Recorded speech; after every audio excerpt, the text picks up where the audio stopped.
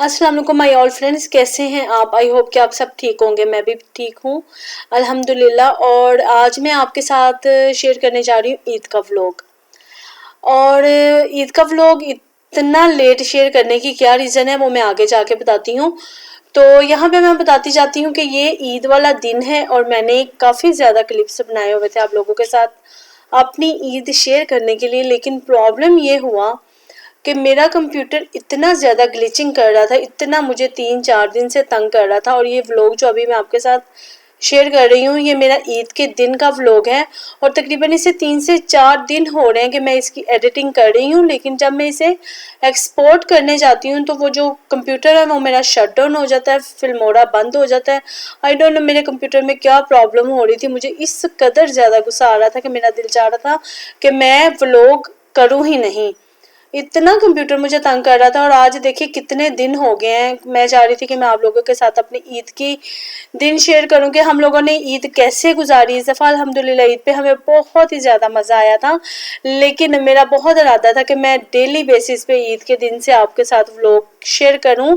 लेकिन सिर्फ कंप्यूटर में डिफ़ॉल्ट होने की वजह से, कंप्यूटर की वजह से इतने दिन जो है वो मेरा व्लॉग नहीं आया। लेकिन मैंने एडिटिंग करके रखी हुई थी, व्लॉग्स क्लिप बना के रखे हुए थे। तो मैंने सोचा कि मैं आपके साथ शेयर तो लाजिम करूंगी।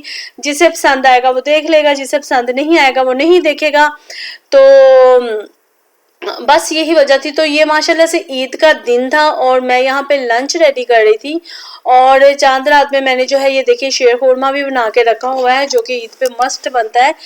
तो खाना भी रेडी हो गया था। और यहाँ पे आप को एक छोटा सा रिमाइंडर करवाती जाती हूँ कि मेरे चैनल को सब्सक्राइब करना बिल्कुल भी नहीं भूलिएगा, लाजिम सब्सक्राइब करिएगा वरना मैं हो जाऊंगी आपसे नाराज़। क्योंकि मुझे बहुत ज़्यादा गुस्सा चढ़ा हुआ है इस वजह से कि मेरे कंप्यूटर में ये जो प्रॉब्लम हो रही थी मुझे आप लोगों के साथ व्लॉग करने थे शेयर ईद के साथ साथ। जैसे जैसे मैं एडिटिंग कर रही थी, जैसे जैसे मैं क्लिपिंग कर रही थी, लेकिन बस नहीं शेयर कर सकी। लेकिन चलें कोई बात नहीं। अभी मैंने जो ईद पे किया और ईद जैसे गुजारी आप लोगों के साथ शेयर कर देती हूँ। आप भी देख लें कि हम लोगों ने यहाँ पे अपनी ईद कैसे गुजारी थी। तो ईद पे हम लोगों ने नॉर्मली ब्रेकफास्ट किया, उसके बाद लंच किया, घर की सफाई वगैरह डीप क्लीनिंग करके सब काम करके मैं फारिग हो गई। और उसके बाद हम लोगों ने सोचा कि हम बाहर जाते हैं। और ये तकरीबन 4 to 5 o'clock का टाइम है। 1 o'clock पे हमने ईद का लंच कर लिया था, साथ में शीर कुरमा बनाया था। और अभी 4 to 5 o'clock का टाइम है और हमें लग गई थी थोड़ी सी भूख। और यहाँ पे मैं आपको बताती जाऊँ कि मैं जा रही थी अपने भाई को रिसीव करने के लिए, वो भी यहाँ पे रहता है अपनी वाइफ के साथ। तो हम लोगों ने सोचा कि चलो हम इकट्ठे मिलकर कहीं जाते हैं और ईद का दिन स्पेंड करते हैं। तो हमें यहाँ पे भूख लग गई थी तो हम लोगों ने ना मैकडॉनल्ड से अपने लिए एक छोटा मील लिया था। क्योंकि हमने घर में इतना खास खाना नहीं खाया था। क्योंकि आपको पता है कि घर में ना मतलब आप रहो ना तो आपको बहुत ज़्यादा खाना खाने को दिल नहीं चाहता। खाना बनाया था लेकिन इतना ज़्यादा नहीं खाया गया। लेकिन उसके बाद हमें काफ़ी भूख लगी तो हमने सिर्फ यहाँ ये जो मैकडॉनल्ड का 10-10 dirham का डील में बर्गर मिलता है वो हम तीनों ने लिया, वो खाया। और उसके बाद भाई को रिसीव किया। और देखिए ये करते कराते नाइट हो गई थी क्योंकि बहुत ही ज़्यादा रश था।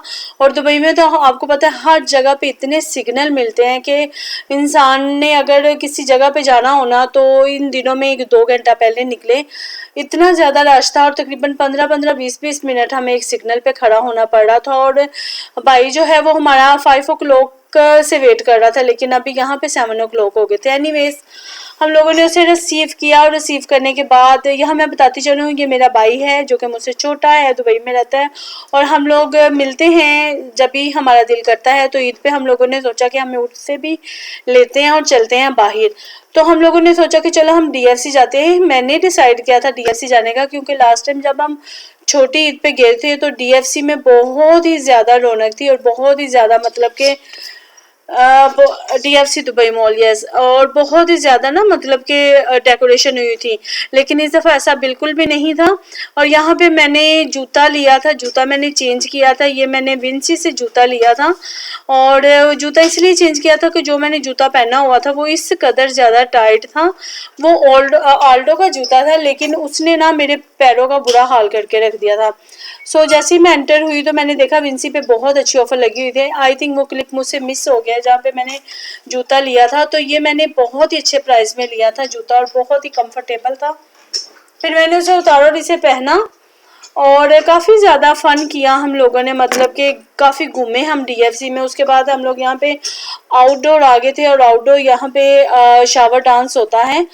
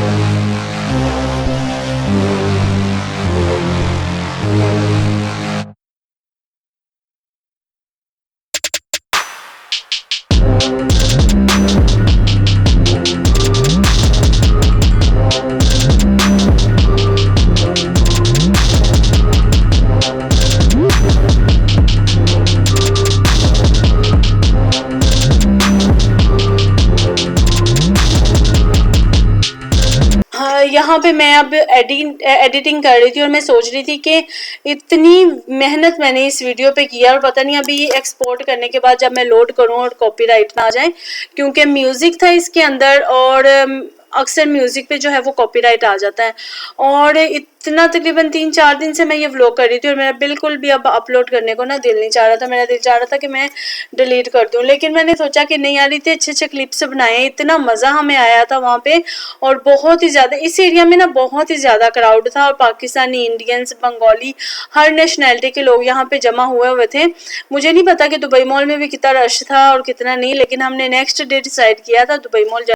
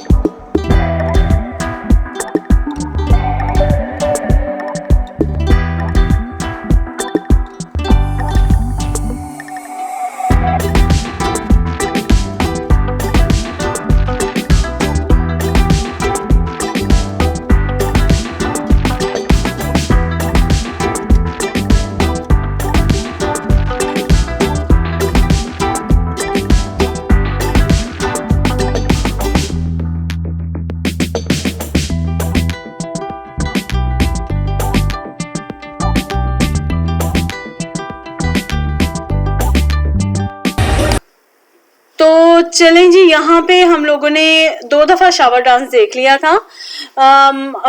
वाटरफॉल डांस और शावर डांस हमने 2 दफ़ा देख लिया था, क्योंकि यहाँ पे बेटे ने जो है वो बाइक ली थी। यहाँ पे जो बाहर किड्स बाइक्स होती हैं, बच्चे बहुत ही ज़्यादा एक्साइटेड होते हैं वो बाइक्स लेने के लिए, तो इस दफ़ा बेटे ने भी ली। तो वो तकरीबन 30 मिनट्स के लिए थी, और हर 30 मिनट के बाद आई थिंक यहाँ पे शावर डांस और वाटरफॉल डांस और फायरवर्क्स वगैरह हो रहे थे। और जितना टाइम बेटा राइड लेता रहा तो हमने 2 दफ़ा शावर डांस देख लिया था, और इतने पीपल एक्साइटेड हो रहे थे और इतने बच्चे तो बाकायदा वहाँ पे इतना डांस कर रहे थे। एक तो ईद भी थी और वैसे भी बच्चों का मूड काफ़ी अच्छा हो जाता है ऐसी जगहों पे जाके। तो यहाँ पे मैं आपको दिखा रही हूँ, ये रोबोट जो है वो जूस बना के देता है, और शायद मैंने छोटी ईद पे भी जो व्लॉग बनाया उसमें भी आपके साथ शेयर किया हो। और यहाँ पे इतने लोग खड़े थे, मतलब कि यहाँ पे बैठ के डाइनिंग करने वाले, आई मीन जूस पीने वाले लोग तो सिर्फ 2-4 ही थे, लेकिन ज़्यादातर लोग जो थे वो इससे रोबोट को देखने के लिए और वीडियो बनाने के लिए खड़े थे। तो मैंने सोचा चले क्यों ना मैं भी वीडियो बनाती हूँ और देखती हूँ, और काफ़ी अच्छा था। मतलब कि इनोवेशन वाली चीज़ थी। वैसे तो दुबई मॉल में भी हम लोगों ने रोबोट देखे थे, लेकिन ये ना काफ़ी ज़्यादा अट्रैक्ट कर रहा था लोगों पर। यहाँ पे काफ़ी ज़्यादा पीपल जो थे वो ये देख रहे थे कि रोबोट जो है वो कैसे जूस बना रहा है, और अच्छी देखने वाली चीज़ थी, मज़े की चीज़ थी ना।